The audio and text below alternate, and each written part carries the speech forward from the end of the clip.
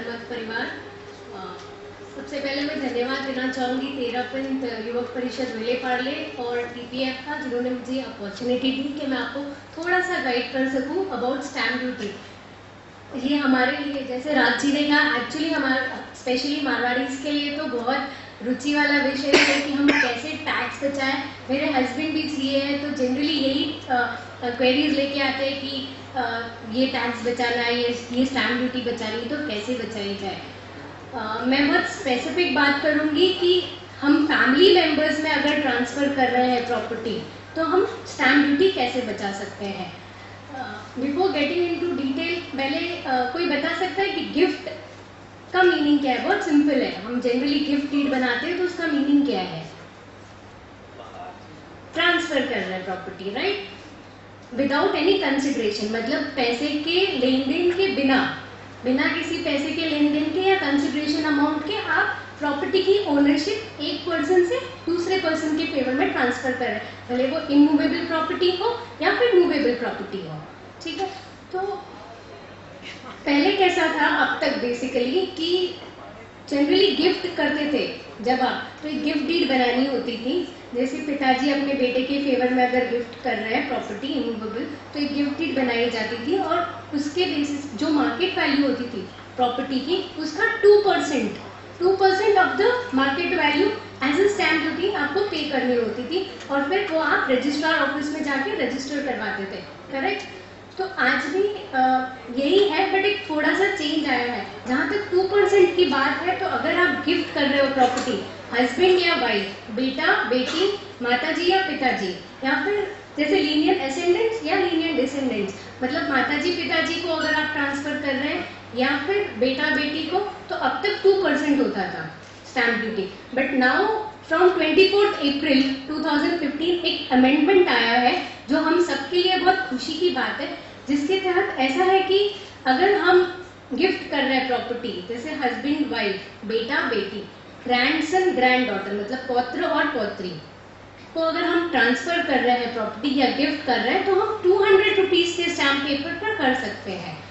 मैं आपको बता दूं, ये बहुत स्पेसिफिक है, इसमें माताजी पिताजी इंक्लूडेड नहीं है। मतलब अगर बेटे को प्रॉपर्टी ट्रांसफर करनी है पिताजी के नाम पे, तब ये सेक्शन लागू नहीं होता है। Only if it is husband wife, बेटा बेटी, पौत्र पौत्री या फिर विधवा बहू, तो इन रिलेशन में आप 200 रुपीज के स्टैम्प पेपर पर आप ट्रांसफर कर सकते हैं, पर रजिस्ट्रेशन करवाना अनिवार्य है।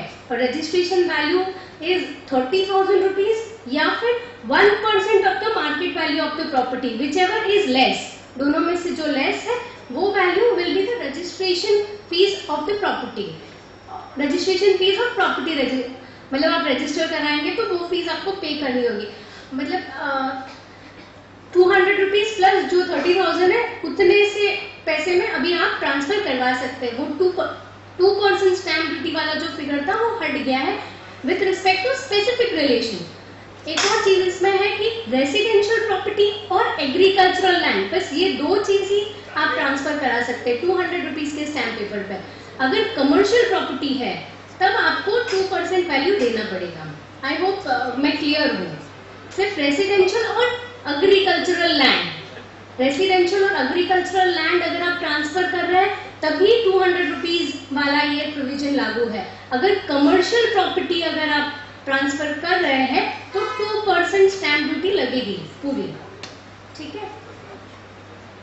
और अब हम रिलीज डेट की बात करते हैं। ये तो रहा गिफ्ट का। Release deed is another provision जिससे आप फैमिली मेंबर्स में ट्रांसफर कर सकते हैं। रिलीज डेट का बेसिकली मीनिंग है कि अगर आप को ओनर है, जैसे आप, बिकॉज अपन सब ज्यादातर राजस्थान से बिलोंग करते हैं, तो राजस्थान में अपने ग्रैंड पेरेंट्स की जमीन होती है, तो उन सब में हम सबका इक्वल हक है। एंसेस्ट्रल प्रॉपर्टी है, हम सबका हक है, because we inherit that property. तो उसमें ऐसा है कि अगर आप रेलिंक्विश करते हैं अपना राइट, जैसे 4 भाइयों के बीच में वो प्रॉपर्टी है, अगर एक भाई या एक बहन अपना राइट उस प्रॉपर्टी में रेलिंक्विश करना चाहे, मतलब बिना किसी पैसे के लेन देन के वो अपना राइट वेव ऑफ कर रहे हैं, अपना राइट उस प्रॉपर्टी में छोड़ रहे हैं, तो दैट कैन बी डन, वो भी हो सकता है 200 रुपीज के स्टैम्प पेपर पे। ये स्पेसिफिकली एंसेस्ट्रल प्रॉपर्टी के लिए ही प्रोविजन है कि हमको अगर 200 रुपीज के स्टैम्प पेपर का यूज करना है तो एंसेस्ट्रल प्रॉपर्टी के लिए we can use it, we can get the waiver of stamp duty.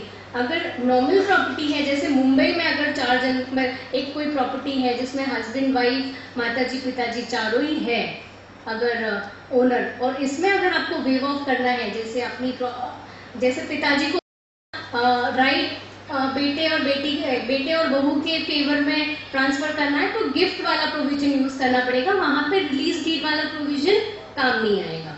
I hope I am clear. और एक और चीज स्टैम्प ड्यूटी के कंटेक्स्ट में बता देती हूँ, स्पेशली अपने फैमिली मेंबर्स में कहाँ काम आता है, एक पावर ऑफ अटर्नी वाला सेक्शन। इसमें ऐसा होता है कि पिताजी जो है या फिर कोई भी बेसिकली एक मेंबर अपने powers with respect to particular property, मतलब प्रॉपर्टी के कंटेक्स्ट में जो उनके राइट्स है वो आप पावर्स किसी और को दे रहे हैं टू सेल इट ऑफ। तो इसमें क्या होता है कि अगर आपको ट्रांसफर वाले राइट्स देने हैं इन फेवर ऑफ समवन, तो आपको मतलब बेसिकली डिस्टेंट रिलेटिव, डिस्टेंट नहीं क्लोज रिलेटिव के बीच में ही आपको अगर वो पावर देने हैं, अगेन क्लोज फैमिली मेंबर्स में अगर आपको वो पावर देना है तो आपको 500 रुपीज के स्टैम्प पेपर पर वो पावर ऑफ अटर्नी बनानी होती है और वो रजिस्टर करवानी होती है।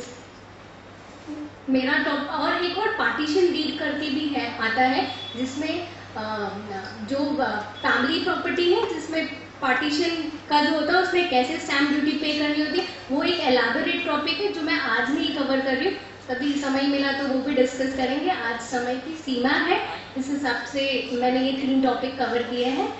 Thank you so much.